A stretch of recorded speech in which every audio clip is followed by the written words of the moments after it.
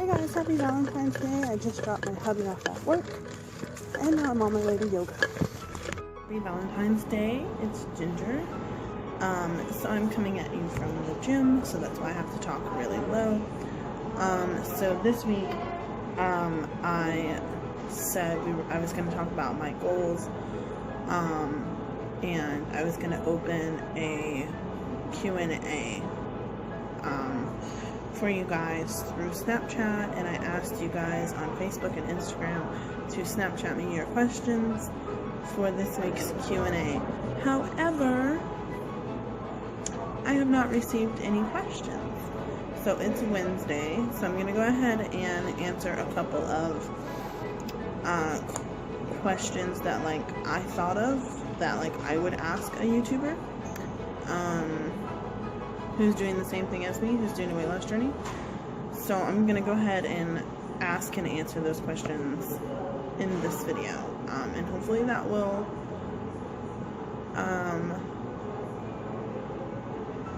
what is that word? Whatever the word is, pique you guys to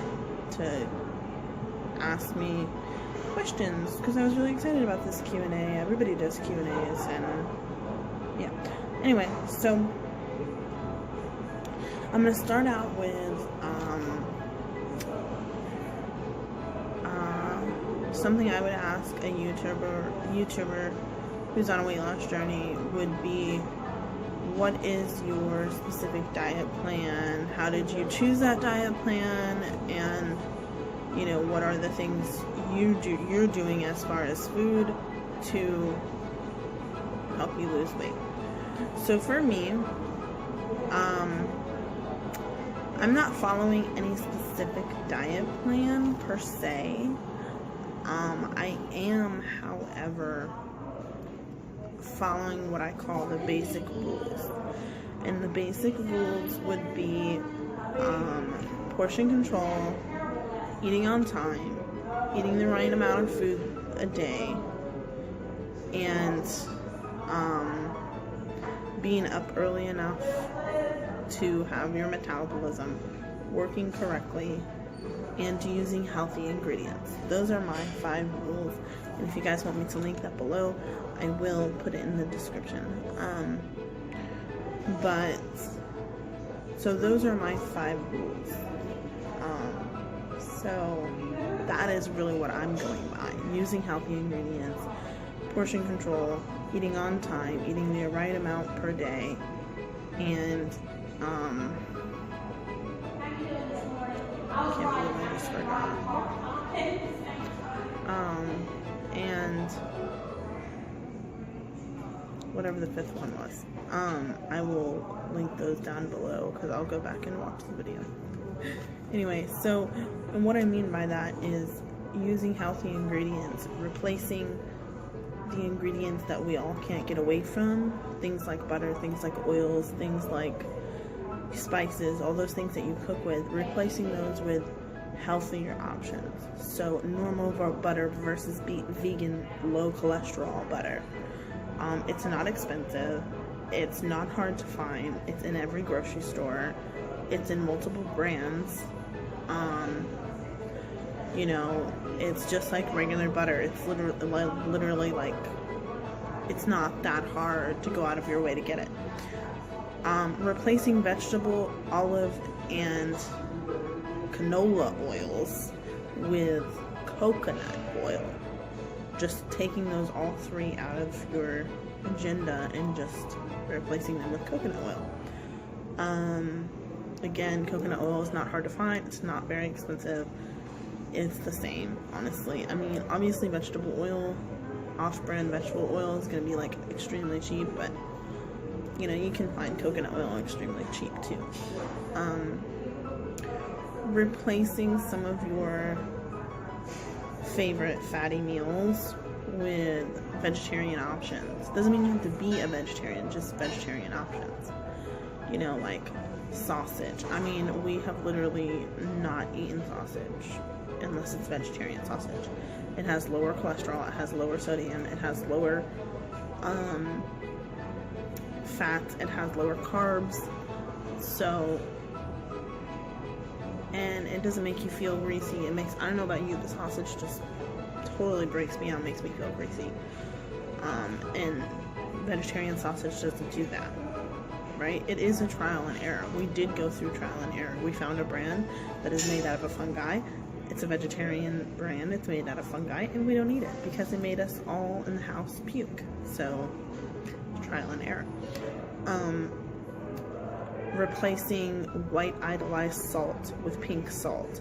Replacing white idolized sugar with raw, vegan, natural sugar.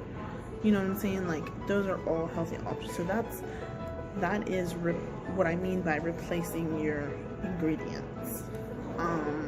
And then, of course, metabolism. That's what it was. It was metabolism.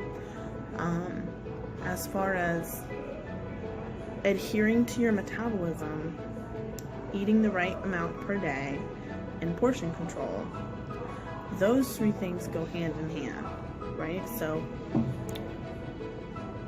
the earlier you get up, the earlier your metabolism starts working. And the earlier your metabolism starts working, the more you want to feed it properly. Because if you feed your metabolism properly, it will work in your favor. If you get up at 6 in the morning, you eat some sort of protein as soon as you get up in the morning, and then eat a normal breakfast, and you have your snack 2 hours later, lunch 2 hours later, snack 2 hours later, dinner 2 hours later, snack 2 hours later, bed. What you're doing is you are getting your metabolism on track, right? It's like your body runs on fuel. That's what it runs. And when you don't feed your body the proper fuel, it tells you. When I don't have enough kale and spinach in my body, I get rush headaches. When I don't have enough water, I don't have enough nutrients like fruits in my body, I start getting calf aches. I get muscle cramps. You know what I'm saying? Like that, it all goes hand in hand. And why it goes hand in hand with portion control is, again, I'm up from 6 in the morning until 10 at night. I have to eat on a constant, normal schedule, and I can't overeat, I can't undereat. And you can't overeat because I have a hamster. Okay, this is a good example. I have a hamster, his name is Prince. Hamsters have something in their brain that they think the last time you feed them is going to be the last time they eat. So they hide food and they overeat and all that stuff. Your metabolism is basically that hamster.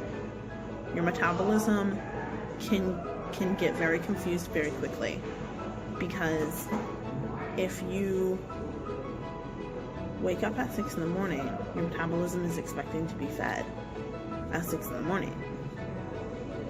If you wake up at 6 in the morning and you don't eat until 3 p.m., and when you do eat at 3 p.m., you stuff yourself, and then you eat again at 8 p.m. and stuff yourself, and then you have some sort of midnight snack, your metabolism is like, it has no idea when it's going to eat again. It starts going into survival mode. It starts storing fat versus using it and burning carbs and burning calories. You get into a state, I don't know all the scientific terms, but your body goes into a state of starvation, of survival mode, and of your metabolism, not working properly. A proper metabolism will burn calories constantly. You eat it, it burns it, right? It doesn't, maybe I'm not explaining that right. What you do is you eat it, it burns X amount.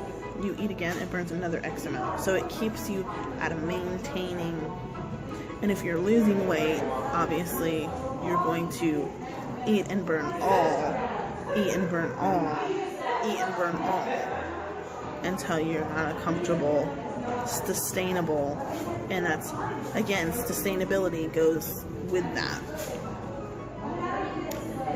These people who go on these crazy diets where they eat like nothing and exercise 8 hours a day and then they expect to return to work, school, kids, life. It doesn't work that way. You have to have sustainability, or you're not going to maintain. Losing weight can be easy or hard. Maintaining is the problem. Maintaining is the issue. Because, again, like I said, if you go on any of these shows or any of these crazy weight loss things, and then you expect to come home to kids, work, school, life, you know, everyday emergencies, and you think that you're going to work out 8 hours a day, and you think that you're going to eat nothing and maintain your weight, you're wrong, because you're not. And that's the biggest problem. But so that's a question that I kind of got into a tangent, but that's a question that I would ask a YouTuber. So I answered it, and like I said, I hope you guys Snapchat me and ask me questions. Again, my Snapchat is OurLoose20s with the 20'S, not the word. OurLoose20s with the 20'S. Bye, guys. Hey guys, it's Ginger. So I am in bed, settled in. I had a really great Valentine's Day. Me and my fiance went on a great picnic. We had shrimp Alfredo. I had a veggie bowl for lunch with chicken in it. Had a bagel this morning. So I did kind of a let loose today because it was Valentine's Day.